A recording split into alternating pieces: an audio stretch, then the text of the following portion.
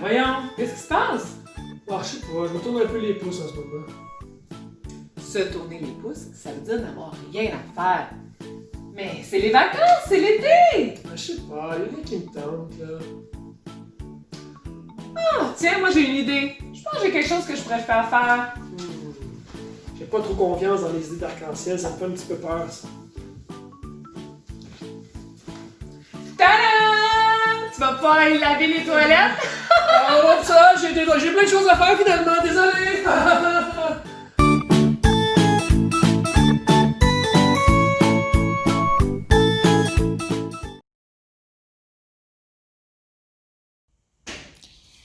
Bonjour, aujourd'hui c'est moi et Italia qui prie.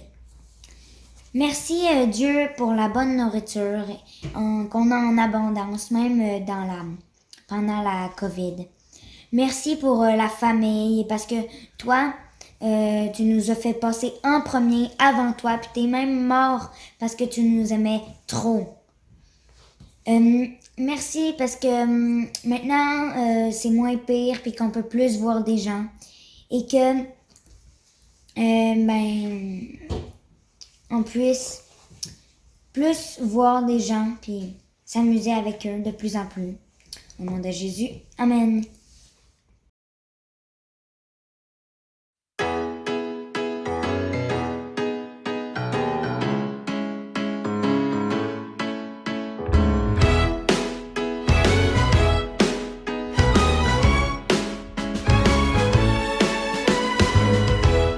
Le jour se lève, qu'a-t-il en réserve?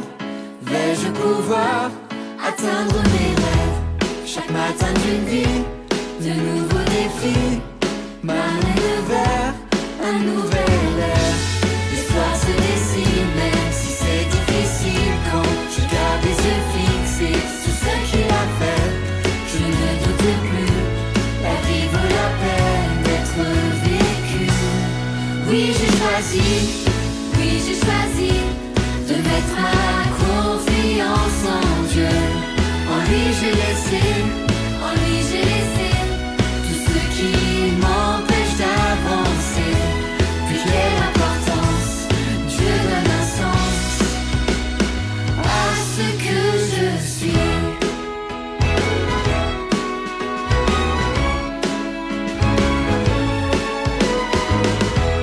Les cieux s'éclaircissent, c'est un vrai délice. Sa présence ici a changé ma vie. L'espoir se dessine, même si c'est difficile. Quand je garde les yeux fixés sur ce qu'il a fait, je ne doute plus, la vie vaut la peine d'être vécue. Oui, j'ai choisi de mettre ma confiance en Dieu. En lui j'ai laissé tout ce qui m'empêche d'avancer. Puis quelle importance, Dieu donne un sens. Oui, j'ai choisi de mettre ma confiance en Dieu. En lui j'ai laissé tout ce qui m'empêche d'avancer. Puis quelle importance, Dieu donne un sens à ce que je suis.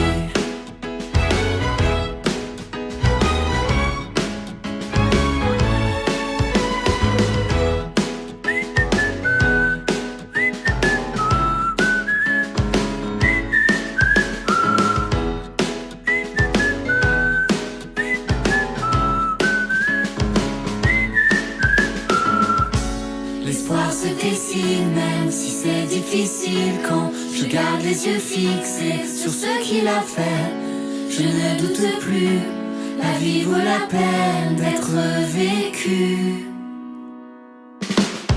Oui, j'ai choisi de mettre ma confiance en Dieu. En lui j'ai laissé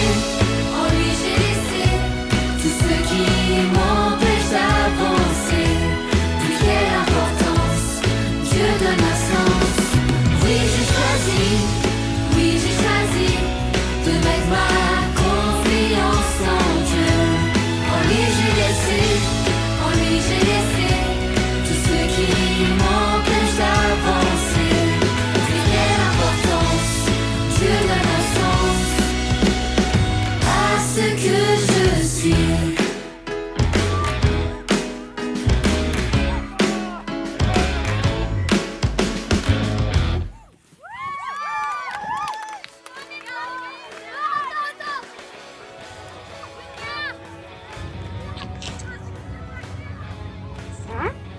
Est-ce que c'est un S?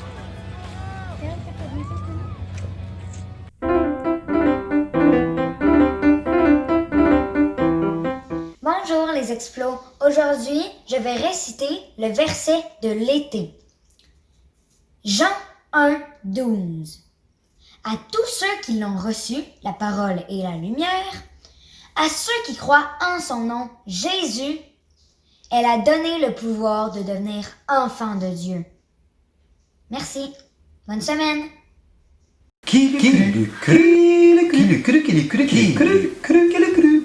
Bonjour Madame Annick. Pourquoi Dieu a créé le monde? J'ai hâte que tu me dises la réponse. Merci. Bonjour. La Bible dit, au commencement, Dieu créa le ciel et la terre.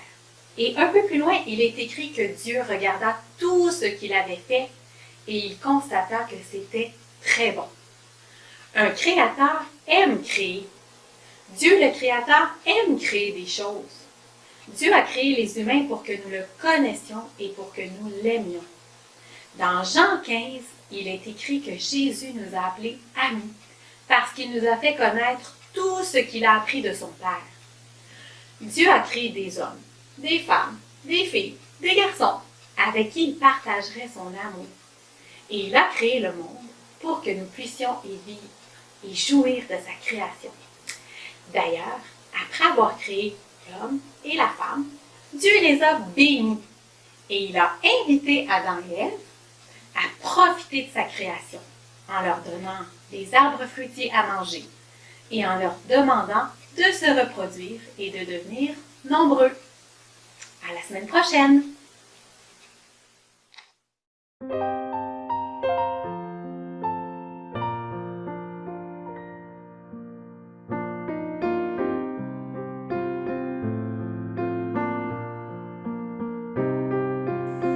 Les enfants, c'est l'heure du coucher. Je m'en viens lire l'histoire du voyage du pèlerin avec vous autres, là. Préparez-vous, j'arrive dans 1 minute.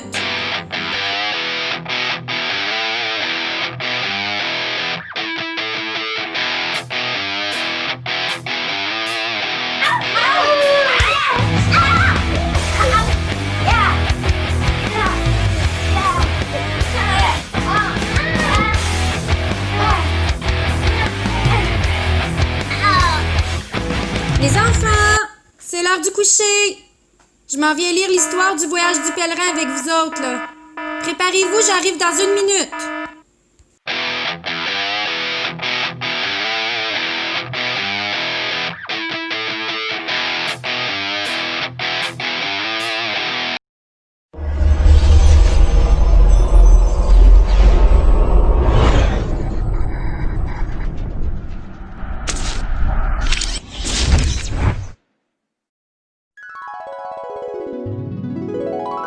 Le voyage du pèlerin. Dans mon rêve, il y avait un homme. Une nuit, j'ai rêvé qu'un homme cheminait, un livre à la main, portant un énorme fardeau sur les épaules. Je l'ai vu ouvrir son livre et se mettre à lire. Mais plus il lisait, plus il sanglotait. Tout à coup, il s'écria « Que dois-je faire pour être sauvé ?» Cet homme vivait dans une ville nommée Destruction. Grâce à son livre, il venait d'apprendre que toute sa ville allait être détruite par un incendie gigantesque. Tous les habitants allaient périr, y compris lui, sa femme et leurs 4 garçons s'ils ne fuyaient pas immédiatement. Alors Chrétien, c'était son nom, rentra chez lui prévenir toute sa famille. À la maison, tous s'inquiétèrent beaucoup, non pas à cause de la catastrophe que Chrétien leur annonçait, mais parce qu'ils croyaient qu'il était devenu fou. Il était tard et ils pensèrent qu'une bonne nuit de repos remettrait de l'ordre dans sa tête. Mais au lieu de dormir, Chrétien gémit et pleura toute la nuit. Le lendemain matin, Quand la famille lui demanda comment il se sentait, il répondit « Pire! Oh, bien pire! » Chrétien rencontre Évangéliste. Le lendemain, Chrétien, toujours lisant son livre, toujours portant son fardeau sur le dos, piétinait sur place en regardant de tous côtés, car il ne savait quel chemin prendre. Puis il vit un homme appelé Évangéliste qui approchait. « Pourquoi pleures-tu » demanda-t-il à Chrétien. « Monsieur, ce livre me dit que je dois fuir le feu qui va tout incendier. Et aussi j'ai peur que ce fardeau que je traîne sur le dos m'empêche d'avancer suffisamment vite.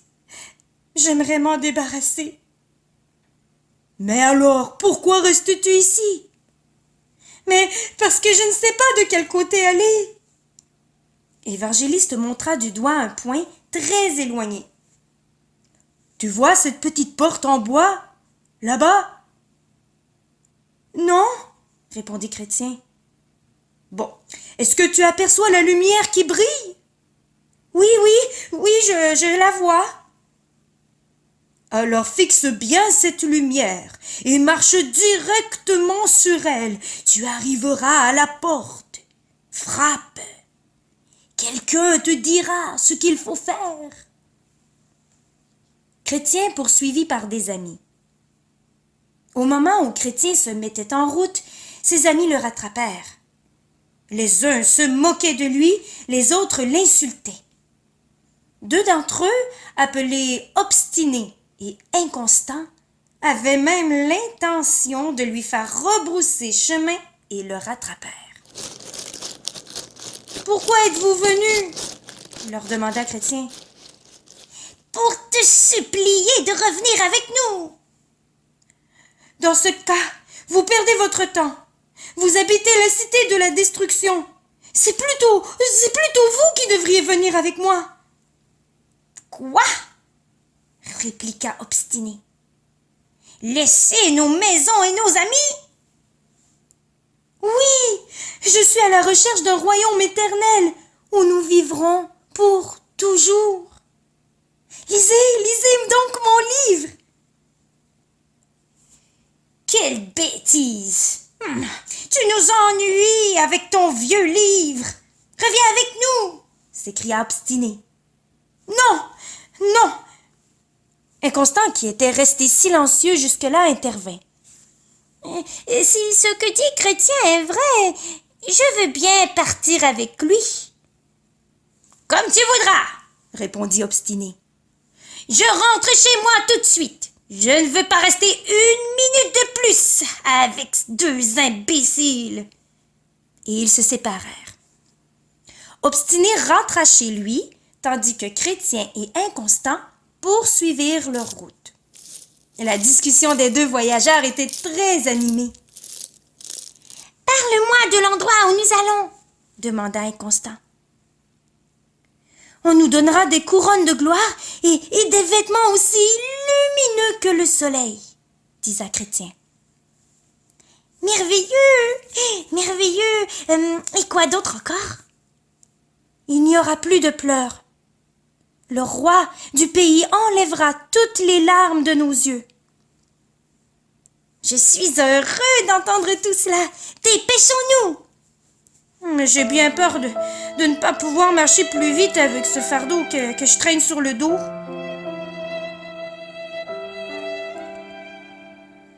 Le bourbier du découragement. Bientôt, Chrétien et Inconstant arrivèrent près d'un marécage qu'on appelle le bourbier du découragement. Avant même de se rendre compte du danger, ils tombèrent tous les deux dedans. Ils pataugèrent tant et si bien qu'ils furent vite boueux de la tête aux pieds. Chrétien, entraîné par son fardeau, s'enfonçait de plus en plus dans la vase visqueuse, d'abord jusqu'aux genoux, puis jusqu'à la taille.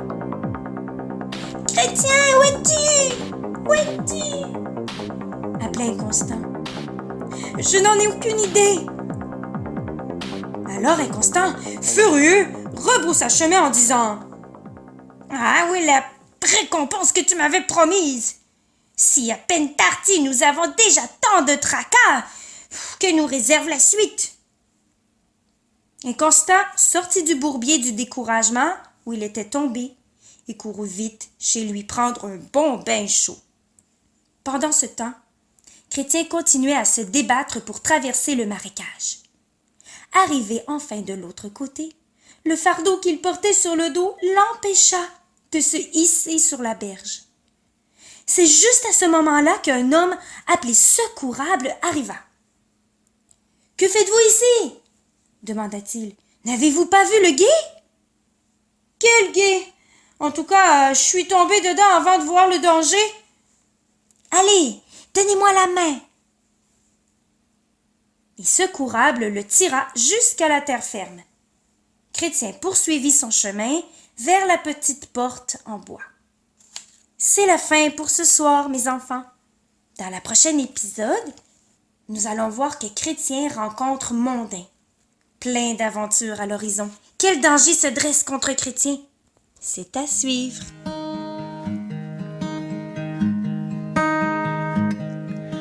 Jésus-Christ reviendra, sa promesse est certaine.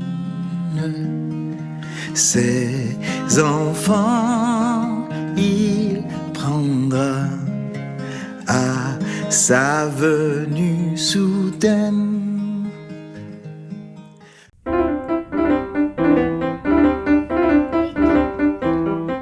Jean 1, 12. À tous ceux qui l'ont reçu, la parole et la lumière, à ceux qui croient en son nom, Jésus, elle a donné le pouvoir de devenir enfants de Dieu. Je vais prier. Merci Dieu pour les belles journées qu'on passe et pour les belles vacances. Pour notre famille, parce que Dieu a créé le monde. Amen.